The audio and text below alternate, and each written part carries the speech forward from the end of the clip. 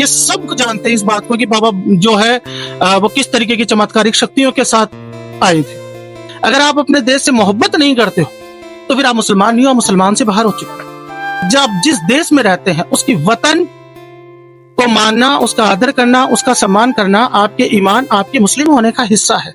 जी, श्री श्याम वाली धरती पर आप सभी का स्वागत है। तो आप अपना परिचय श्याम भक्तों को दीजिए। मेरा नाम मोहम्मद इलियास अली है। मैं बेसिकली खाटू श्याम जी में ही रिहाइश करता हूँ और ये खाटू श्याम की जो धरती है, ये धरती बहुत सारे भक्तों की पावन धरती के नाम से जाना जाता है। खाटू श्याम जी की जो धरती है वो भक्तों के लिए पावन धरती के नाम से इसे जाना जाता है। ये गांव तो छोटा सा है, लेकिन इसकी जो मान्यता है और इसकी जो प्रसिद्धि है वो पूरे भारत में है। जहां तक मेरा मानना है ये पूरे भारत में है। दूर दूर से यहाँ पर भक्त भी आते हैं। बिल्कुल आते हैं और बड़े प्रेम भाव से आते हैं। उनके अंदर एक जोश होती है, एक उमंग होती है। हम देखते हैं कि उनके जोश और उमंग और उनकी सहन शक्ति को किस तरह से आते हैं, कितनी परेशानी और कितनी भीड़ के बावजूद आते हैं, क्योंकि दिनों दिन बाबा श्याम की जो धरती है वो प्रसिद्धि बढ़ती जा रही है इसकी। तो इस वजह से इसकी जो आवागमन है भक्तों का वो बहुत ज्यादा बढ़ता जा रहा है दिनों दिन। तो आप भी बाबा श्याम को मानते हैं? जी, बाबा श्याम यहाँ की धरती है, इसको पूरा इंडिया जानता है। इसको किसी के मानने न मानने से कोई फर्क नहीं पड़ता। ये तो पूरे इंडिया में जाना जाता है। इससे किसी एक व्यक्ति को लेकर नहीं जोड़ा जा सकता। ये सब जानते हैं इस बात को कि बाबा जो है वो किस तरीके की चमत्कारिक शक्तियों के साथ आए थे।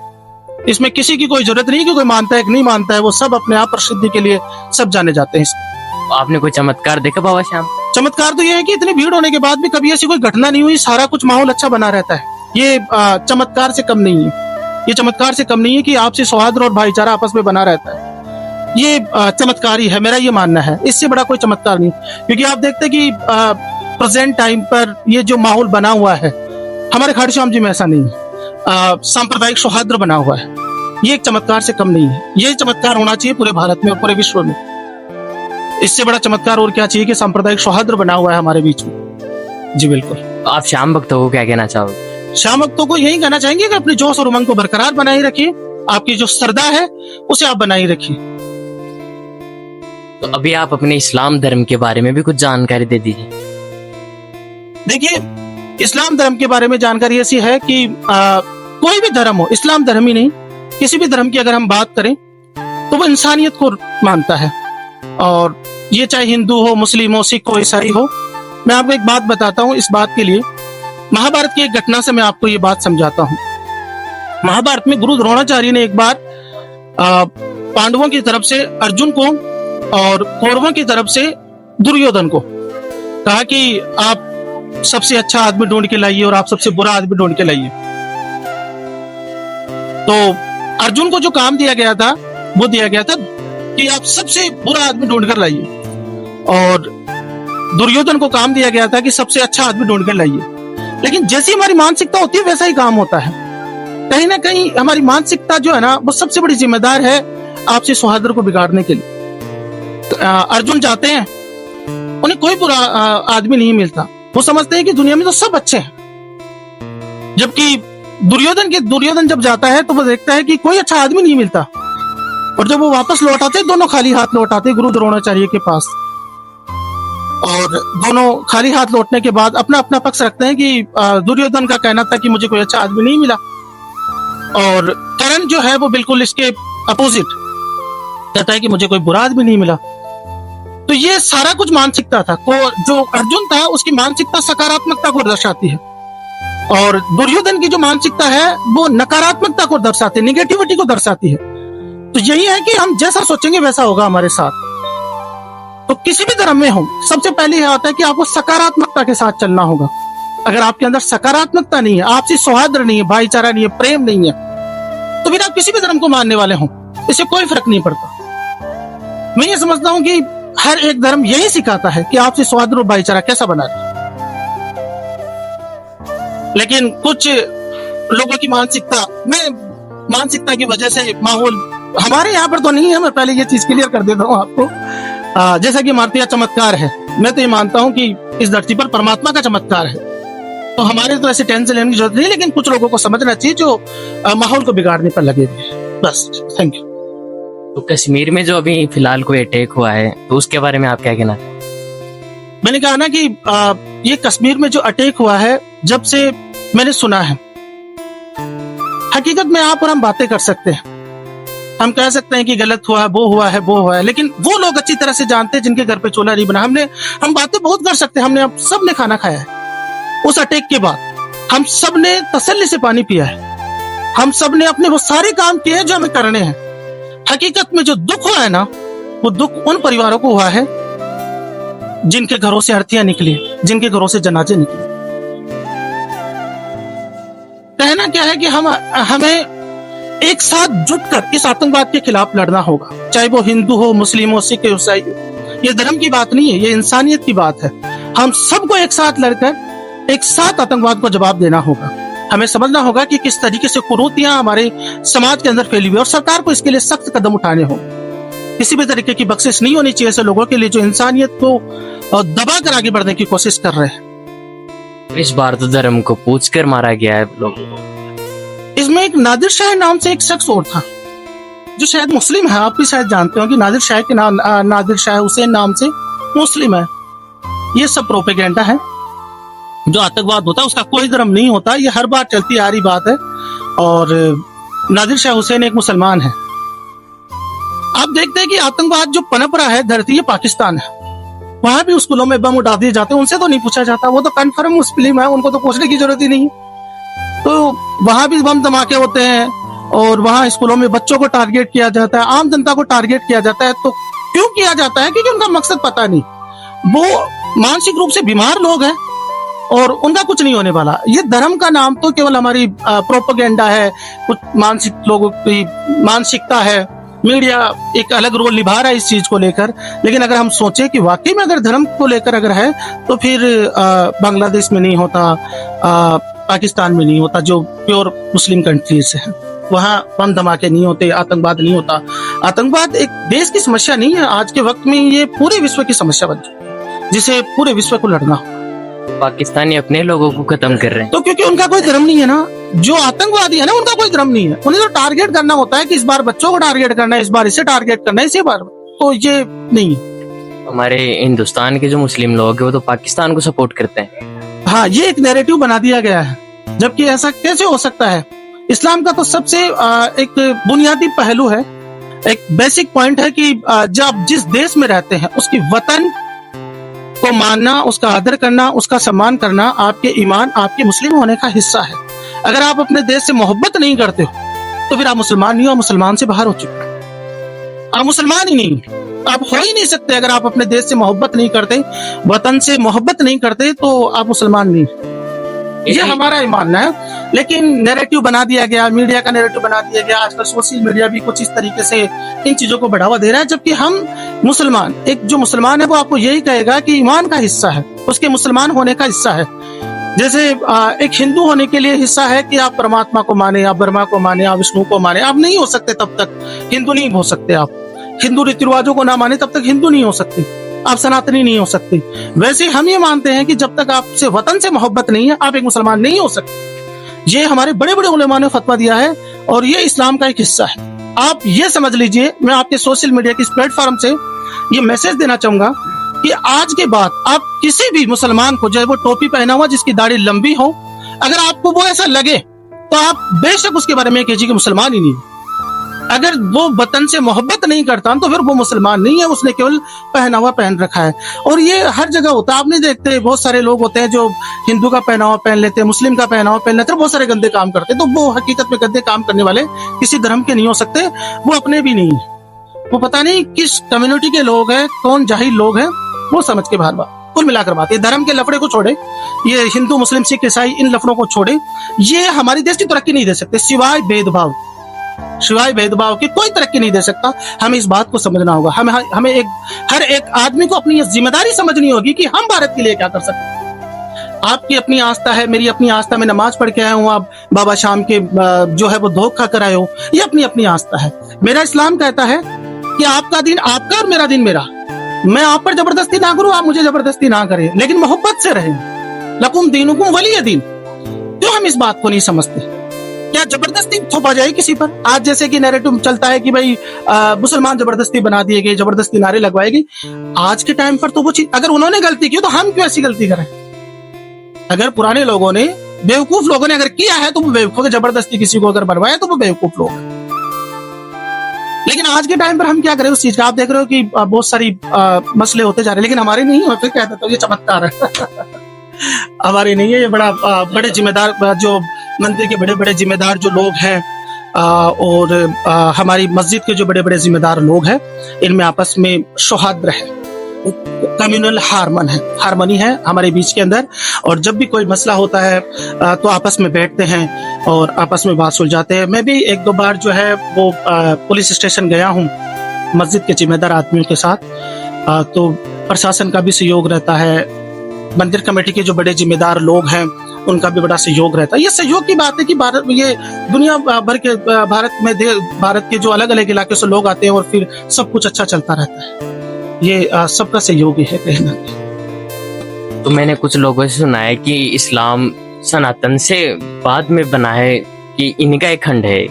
ये अलग अलग लोगों की अलग अलग सोच है। हमारा ये मानना है कि जब से पहले इंसान इस धरती पर आए तब से इस्लाम है, तब से इस्लाम है, हमारा ये मानना है। और हम तो सबसे बड़े खुशनसीब हैं। आपको एक बात बता दूं, हमारे सबसे पहले जो प्रोफेट, यानी सबसे पहले इंसान आदम अलैहिस्सलाम, जिसे आप किसी भी नाम से, मनु के नाम से कह सकते हैं, आप किसी भी नाम से आप कहें, हम जिन्हें आदम अलैहिस्सलाम कहते हैं, उनका जन्म यहीं अखंड भारत में हुआ है, श्रीलंका में। तो श्रीलंका तो बाद में बना है, हमने रामायण पढ़ी है, वो हिस्सा ही है भारत का एक, हमने देखी है बचपन में। तो हमारे लिए तो बड़े सौभाग्य की बात है। मेरे नबी ने फरमाया है कि हिंद से मुझे ठंडी खुशबू आती है, यानी हमारी इस तरफ से हवा चलती थी उनके अरब देशों के लोगों के लिए।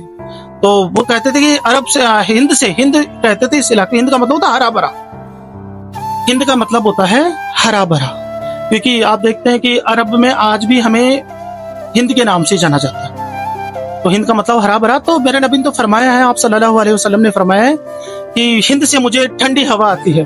ठंडी हवा आने का मतलब मुझे सुकून आता है उस तरफ से। तो यहाँ से तो सुकून है।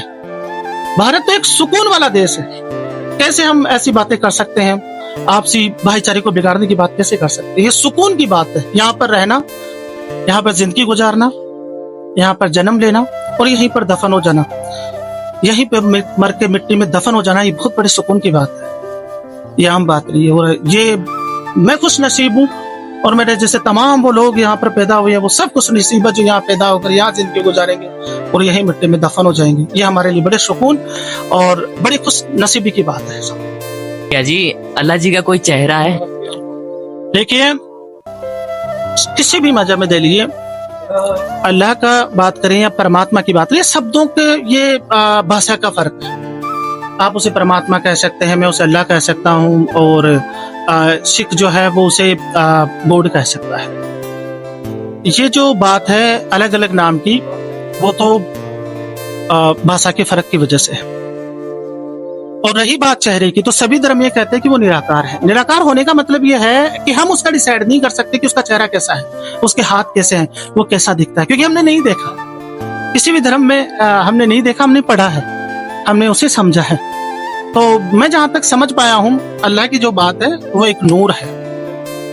हम उसे डिसाइड नहीं कर सकते वो कैसा है। वो निराकार है, हमारे लिए निराकार है। उसका तो कोई ना कोई आकार है। हम डिसाइड नहीं कर सकते कि उनका सिर कैसा है, उनका चेहरा कैसा है।